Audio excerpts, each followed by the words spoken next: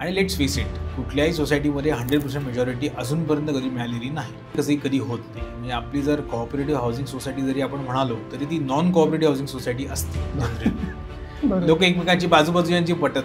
माझी बिल्डिंग जर अस्तित्वात आहे ती मला तोडून नवीन बांधायची तर त्याला एलिजिबिलिटी अशी काही नाही. एलिजिबिलिटी फक्त आपण आपल्या मनात टाकलेली असते. ओके. रिडेव्हलपमेंटसाठी एलिजिबिलिटी क्रायटेरिया हा एकच आहे, ते म्हणजे अस्तित्वातील जे लोक तिकडे राहत आहेत त्या सगळ्यांचं संगनमत व्हायला हवं. रिडेव्हलपमेंटची जर आपल्याला डिस्कशन काही करायचं जर असेल तर त्याला स्पेशल जनरल बॉडी मीटिंग ही घ्यावी लागते. नाही, सोसायटी रिडेव्हलपमेंटच्या संदर्भात आर्किटेक्ट आणि PMC ही एकच रोल असतात. पेपर्स असतात, तुमचे डॉक्युमेंटेशन असतात, ते मोस्टली तरी सोसायटी क्लिअर करत नाही कारण सोसायटीला माहिती नसतं. Let us be honest. आता काही सोसायटी म्हणतात की हे सगळे डॉक्युमेंट्स आम्ही का अपडेट करायचे, इनकमिंग बिल्डरने करू.